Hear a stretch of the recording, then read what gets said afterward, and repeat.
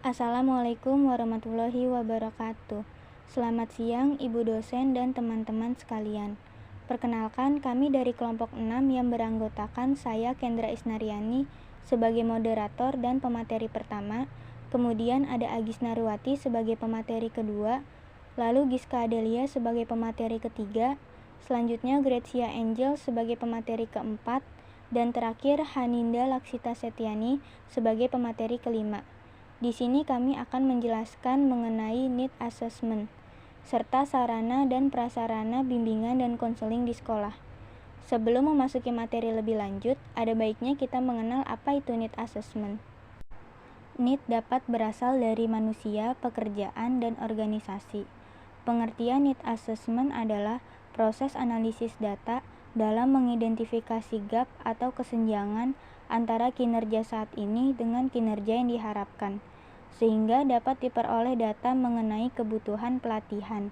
Adapun pengertian dari asesmen merupakan salah satu bagian terpenting dalam seluruh kegiatan yang ada dalam konseling, baik konseling kelompok maupun konseling individual.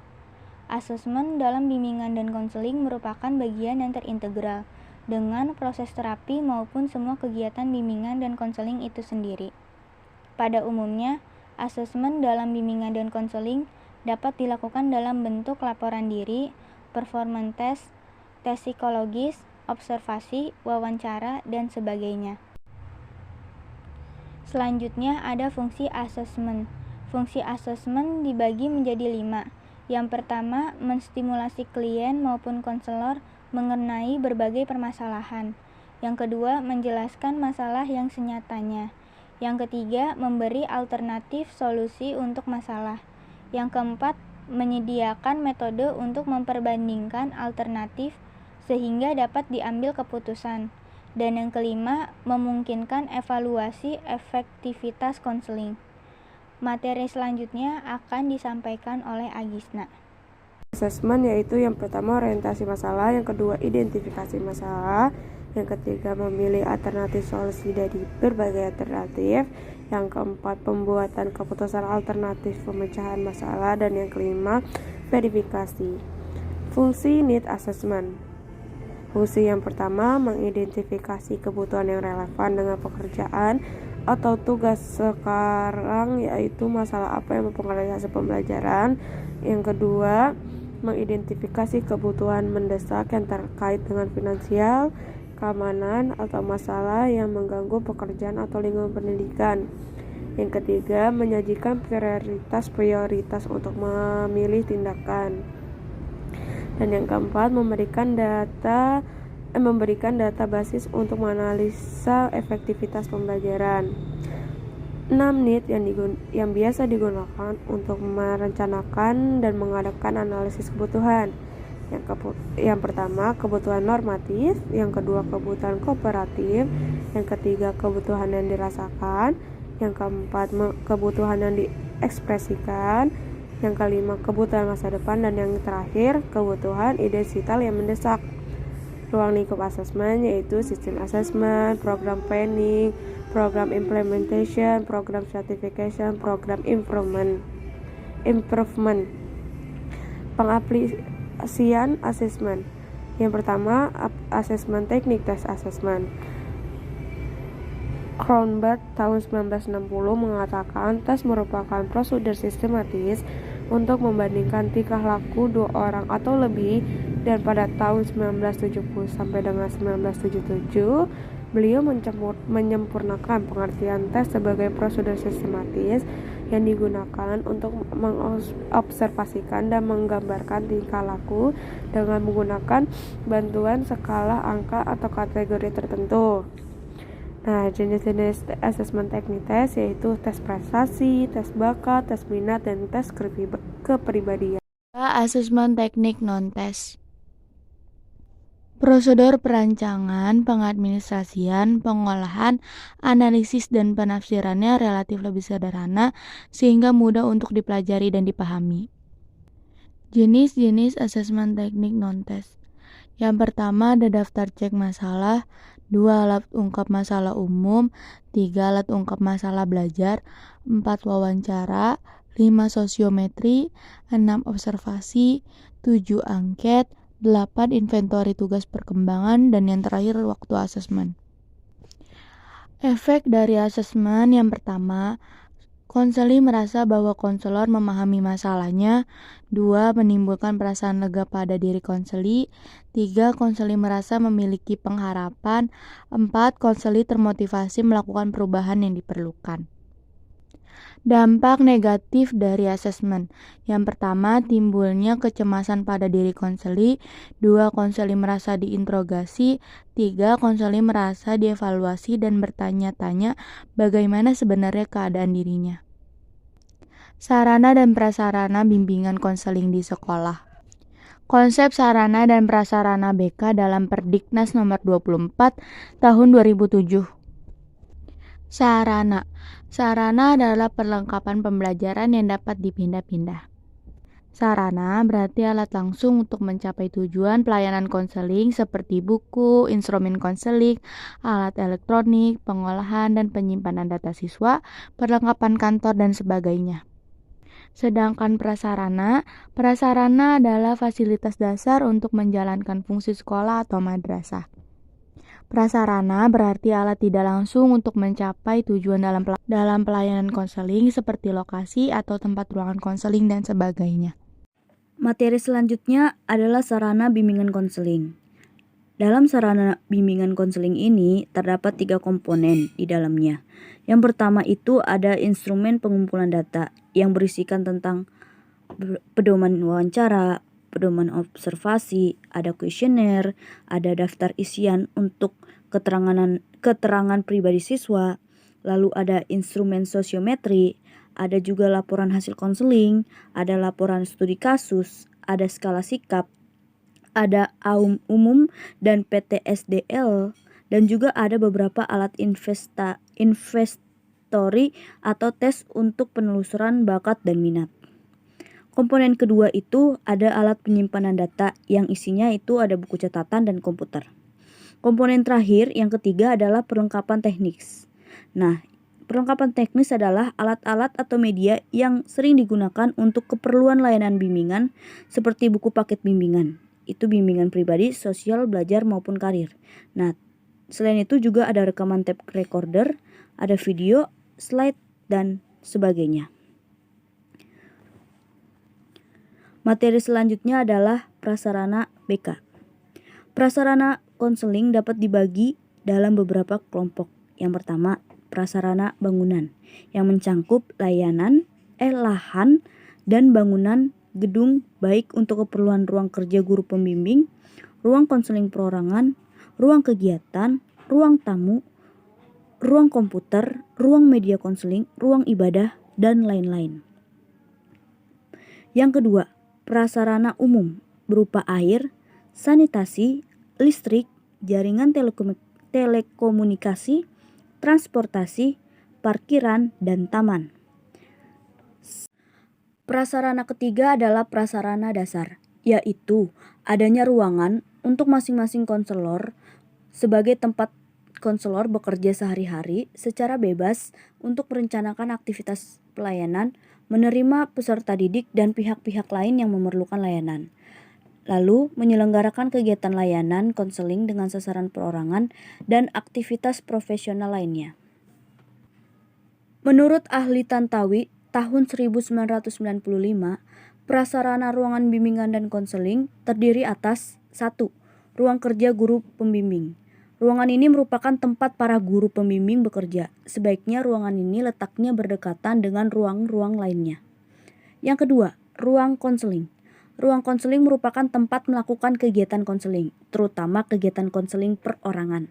Tempat ruang konseling ini sebaiknya perlu aman dari keramaian, keriuhan, dan terlindung dari kerahasiaan pembicaraan proses konseling. Yang ketiga, ruang tunggu atau tamu.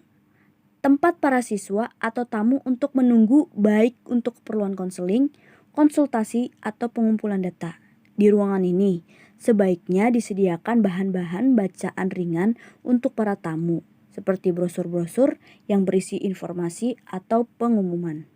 Yang keempat, ruang bimbingan kelompok. ruangan ini dimaksudkan untuk kegiatan kelompok, baik untuk bimbingan kelompok maupun untuk kegiatan konseling lainnya.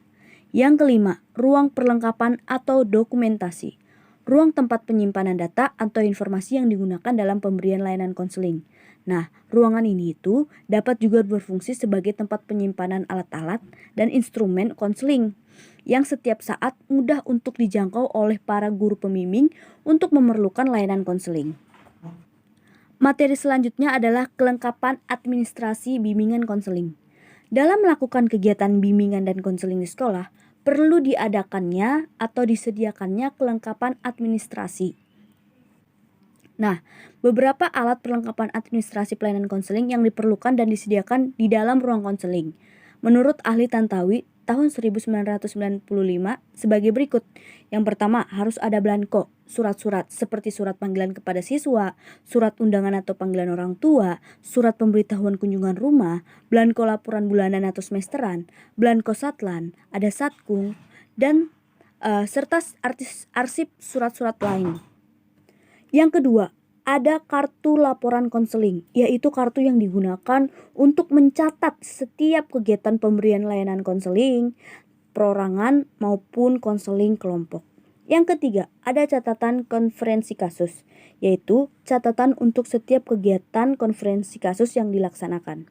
Yang keempat, ada keterangan pemberian, jenis layanan, atau kegiatan pendukung layanan yang dapat digunakan sebagai bukti fisik untuk keperluan perolehan angka kredit guru pembimbing. Yang kelima, perlengkapan lain yang perlu disediakan di ruang konseling adalah buku tamu, tempat mencatat jika ada tamu yang berkunjung ke sekolah, buku agenda, atau ekspedisi surat-surat. Yang keenam, perlu disediakan kotak masalah, yaitu penyediaan kotak tempat untuk menampung setiap masalah-masalah yang datang dari siswa ataupun guru mata pelajaran dan wali kelas.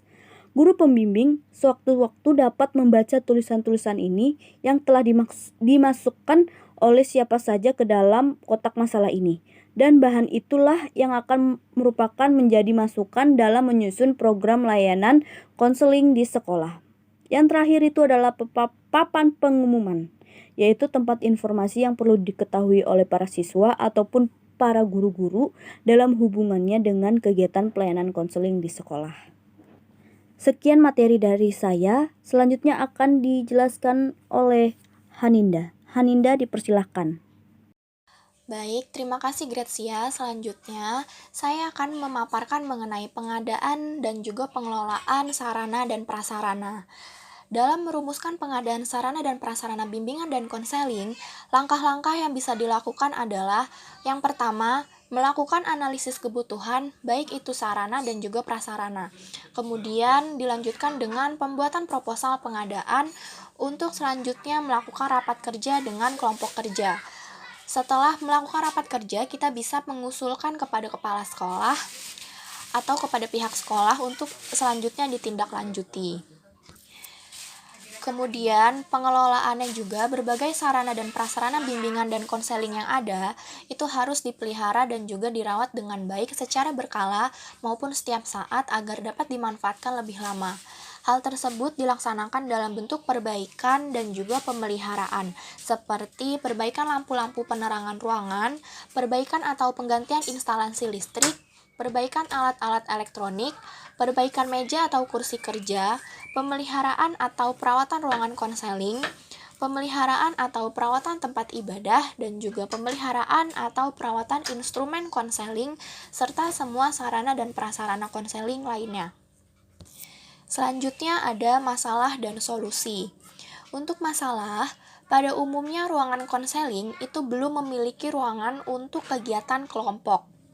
Penggunaan instrumen pengumpul data juga masih belum optimal, sehingga penyusunan program BK belum sesuai dengan need assessment siswa. Kemudian, untuk letak ruangan konseling juga biasanya tidak strategis, karena masih banyak kita jumpai ruangan konseling itu ada di bagian belakang sekolah, bahkan ada yang berdampingan dengan toilet.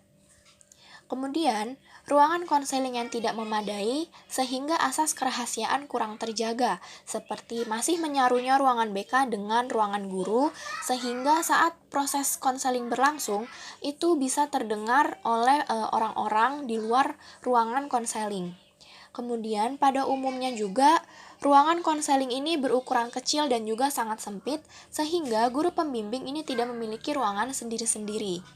Dan juga masih ada ruangan konseling yang tidak memiliki ruangan khusus untuk dilakukannya konseling perorangan, sehingga biasanya konseling dilakukan di ruangan lepas dan asas kerahasiaan pun tidak terjaga dengan baik.